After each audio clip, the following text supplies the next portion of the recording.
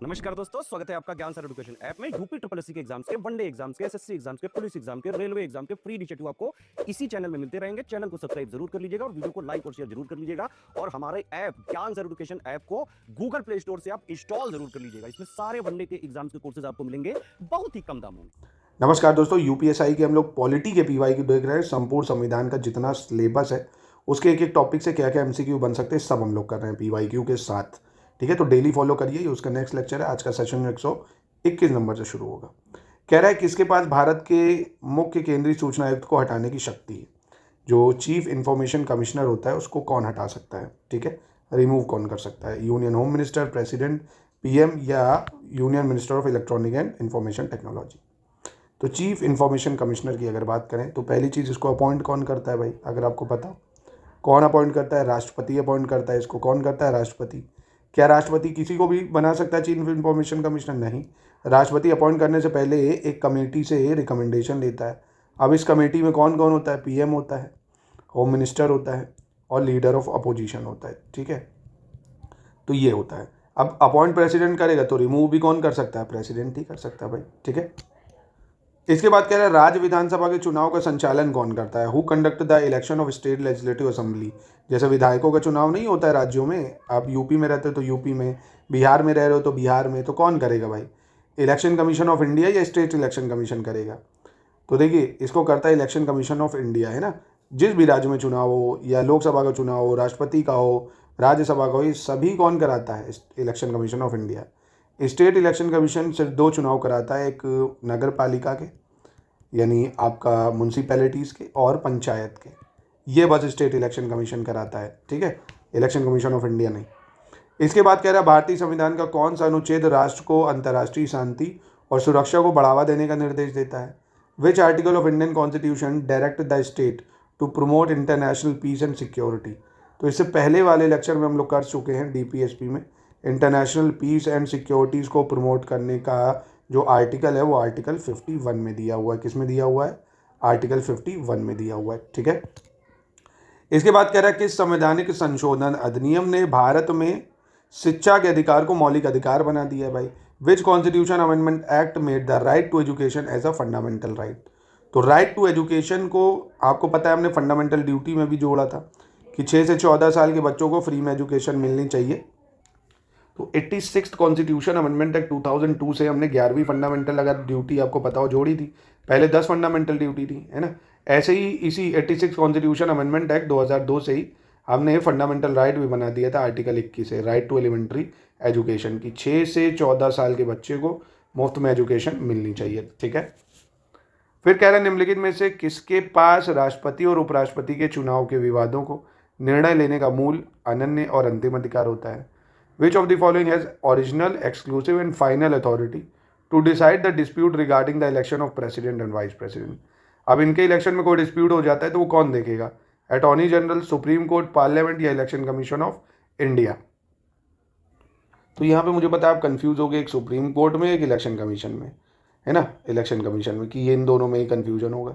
देखिए, election commission का काम है इलेक्शन कराना। अब अगर इनसे संबंधित कोई डिस्प्यूट निकल के आ रहा है तो फाइनल अथॉरिटी सुप्रीम कोर्ट के पास होगी, जांच वगैरह करेगी, देखेगी क्या है क्या नहीं, सारे डाउट्स को क्लियर करना है ना, सुप्रीम कोर्ट के पास फाइनल अथॉरिटी होगी। ठीक है, और दोस्तों देखिए, ये पीडीएफ भी आपको ज्ञान सर एजुकेशन ऐप डाउनलोड कर लीजिए।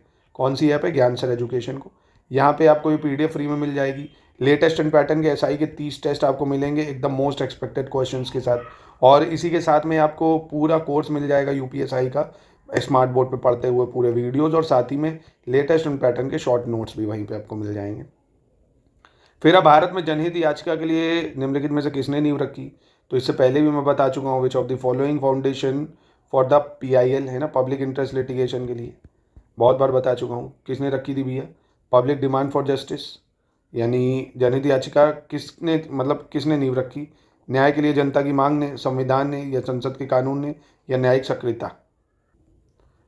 तो ये क्या होगा? जुडिशियल एक्टिविज्म, न्यायिक सक्रियता। भाई न्यायिक सक्रियता क्या है भाई?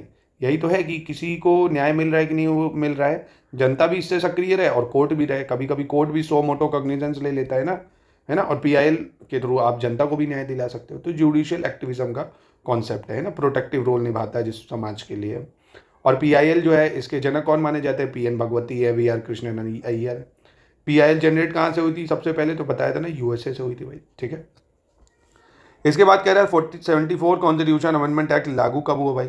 74वां संविधान संशोधन कब लागू हुआ? 1994 में, 98 में, 1 जून 1993 में, या 1 मार्च 1995 में?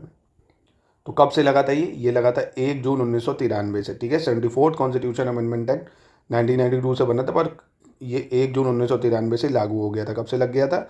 1 जून 1993, बना था 1992 से, ठीक है क्या ये भाई? क्या है? म्यूनसिपैलिटी है, नगर पालिका के बारे में बात करता है। म्यूनसिपैलिटी है, नगर पालिका। और कौन से संविधान के पार्ट में है? तो पार्ट 9A में है। कहाँ पे है? पार्ट 9 में है। शेड्यूल 12 है। कितने विषय हैं इसमें? तो 18 विषय, 18 सब्जेक्ट हैं। सिंपल सी चीज़ है। इसके बाद है राज्यसभा में राज्यों को आवंटित सीटें निम्नलिखित में से किस पर आधारित होती हैं? Seats allocated to the state in Rajya Sabha are based on प्रत्येक राज्य के प्रजनन दर पर, प्रत्येक राज्य के प्रति व्यक्ति आय पर, प्रत्येक राज्य की जन्म दर पर, या प्रत्येक राज्य की जनसंख्या पर। तो जो सीट्स एलोकेटेड होती हैं टू द राज्यसभा, ये दिया किसमें? शेड्यूल 4 में। Allocation of seats to the Rajya Sabha किसमें दिया? अनुसूची 4 में। हर राज्य की जनसंख्या के आधार पर एलोकेट होती है ना, जहाँ पे जितनी जनसंख्या होगी उसी के अकॉर्डिंग इसको एलोकेट किया जाता है, ठीक है। फिर अब भारत में अंतर राज्य परिषद के अध्यक्ष कौन है भाई? Who is the chairman of inter state council? बारी बारी से मुख्यमंत्री, केंद्रीय गृह मंत्री, भारत के राष्ट्रपति, या भारत का प्रधानमंत्री? और इसका आर्टिकल भी याद रखना बहुत इंपॉर्टेंट है। आर्टिकल 263 इंटर स्टेट काउंसिल से संबंधित है। और जो इसका चेयरमैन होता है वो कौन होगा? PME को बनाएंगे भाई, नहीं तो डिस्प्यूट हो जाएगा CM में। तो प्राइम मिनिस्टर ऑफ इंडिया ही जो है वो इसके चेयरमैन होते हैं।